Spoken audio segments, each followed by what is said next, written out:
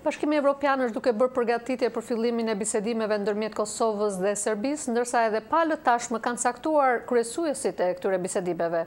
Por ndërsa Prishtina zyrtare pret që këto bisedime të mos përfshin çështjen e statusit dhe tërësisë toksore të Kosovës, Beogradi shpreson ta rihap të çështje. Në Kosovë, shoqëria civile ka kërkuar të ketë një konsensus politik para fillimit të këtyre bisedimeve. Nga Prishtina njofton korespondenti ynë atje Leonat Shehu.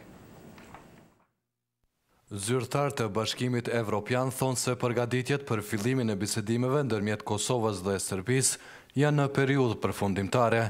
Në funksion të këtyre përgatitjeve ishte edhe vizita e zotit Robert Cooper, i dërguari përfaqësuesës së lartë të Bashkimit Evropian për politikë të jashtme Catherine Ashton.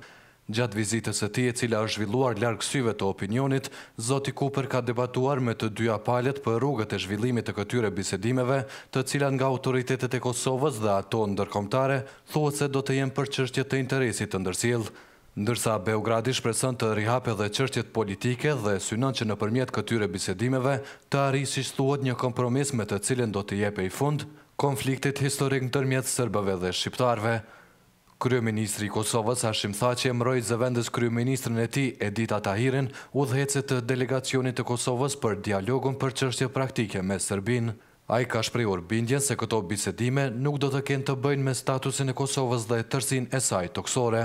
Dialogu që do të fillon në të ardhmen e afërt do të përmbyllet me një jetë më të mirë për gjithë qytetarët e Kosovës dhe rajonit, për një të ardhme më të mirë evropiane, për një të ardhme më të mirë për dy vendet dhe popujt tanë, e me njohjet reciproke që do të ndodhin.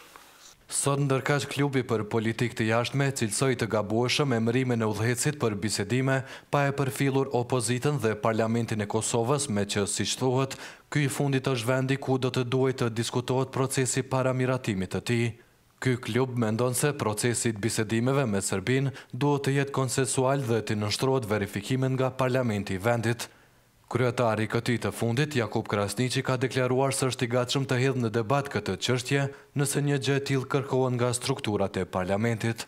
Po shikoni, qeveria i ka kompetencat e vet edhe me kushtetutë dhe me ligje. Sigurisht nëse bëhet kërkesa nga grupet parlamentare ose në forma të tjera, ne do të radhisim në seancë sipas rregullores së punës së Kuvendit. Vëzhguesit e pavarur tërheqin vërejtjen se përgatitjet për bisedimet të cilat mund të fillojnë në pjesën e parë të muajit mars, po ndodhin në një periudhë kur gjendja politike në Kosovë nuk është shumë e qëndrueshme, sikundër as ajo ekonomike dhe sociale. Kosova, sipas tyre, shkon në bisedime me një pozicion të dëmtuar edhe për shkak të imazhit të saj ndërkombëtar. Po ashtu, thonë ata, brenda Kosovës ekzistojnë dallime të mëdha rreth bisedimeve të paralajmëruara ndërmjet Kosovës dhe Serbisë, e cila vazhdon ta kundërshtojë pavarësinë e Kosovës, që është njohur deri tash nga 75 vende të botës. Për Zërin e Amerikës, Leonat Shehu, Prishtinë.